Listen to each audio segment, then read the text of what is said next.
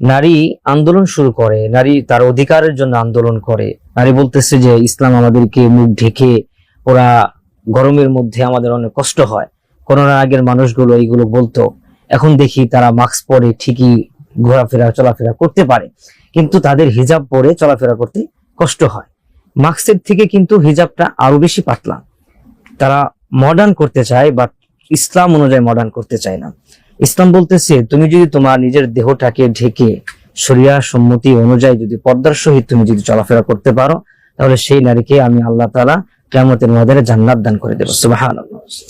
নারী না বুঝে না জেনে আন্দোলনের কথা বলতে চায়, নারী আন্দোলন করে। আমি একটা আন্দোলন নিয়ে বলতে চাচ্ছি। আন্দোলন কোথা থেকে আসলো? আজ থেকে 100 থেকে 300 বছর আগে হবে। কিতাবের মধ্যে আমি পেয়েছি, যারা বুদ্ধিজীবী ছিলেন ইংরেজরা, ওনারা এর আগে নারীদেরকে গরু ছাগলের সাথে, পশুদের সাথে যেরকম আচরণ করত, আমরা যেরকম আচরণ করি, ওনারাও প্রতিটি নারীর সাথে বাসার থেকে যখন বের হয়ে যেত, গরু ছাগলের মতো তাদেরকে ঘরের ভিতরে তালাবদ্ধ করে অথবা গরু ছাগলের মতো বেঁধে রেখে যেতেন। ওই সময় ওই নারীরা সকলে মিলে হঠাৎ করে একদিন তারা আন্দোলনে নামলো যে এইভাবে আমাদের উপরে অত্যাচার করলে, টর্চার করলে আমাদের তো অনেক কষ্ট হচ্ছে, আর আমাদের রান্না, আমাদের সেবা প্রত্যেকটা স্বামী আমাদের কাছ থেকে নিচ্ছে, প্লাস আমাদেরকে আবার এরকম করে গরু ছাগলের মতো ব্যবহার করছে, এটা তো আমরা মেনে নিতে পারি না। তখন অনেকগুলো নারী একত্রিত হয়ে আন্দোলন করলো, আমরা নারী এবং পুরুষের সমান অধিকার চাই। সেই জায়গা থেকে নারী পুরুষের সমান অধিকারের একটা হট্টকল আমার দেশে হচ্ছে। যে সমস্ত বুদ্ধিজীবীরা নারী পুরুষের সমান অধিকার বলে, নারী তো আর পুরুষের মধ্যে আল্লাহ তাআলা সমান অধিকার দেয় না, বরং নারীকে আল্লাহ তাআলা প্রত্যেকটা জায়গায় মর্যাদা দিয়েছে। যে কোনো সেক্টরে যান, যে কোনো উইমেন মুভমেন্টের মধ্যে যান, প্রত্যেকটা জায়গায় আল্লাহ নারীকে মর্যাদা দিলেন।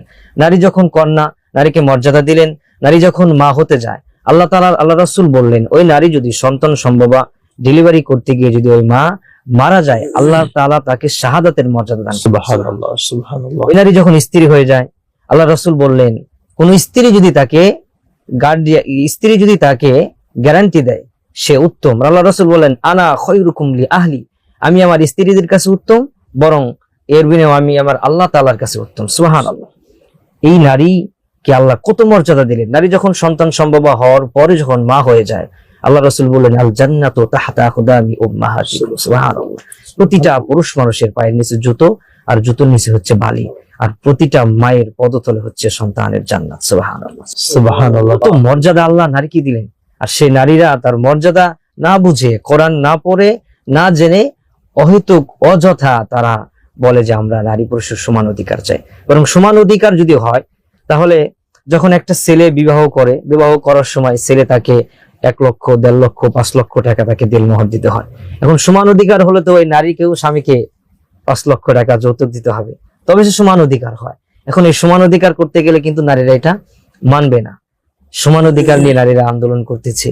আসলে মূলত যদি ইসলাম বুঝতো প্রতিটা নারী, তাহলে আর পর্দা ছাড়া থাকতো না। প্রতিটা নারী, সামনে ঈদুল ফিতর আসতেছে। চমৎকার বলছিলেন, শুকরান জাযাকাল্লাহ। আবারও আসবো আপনাদের কাছে।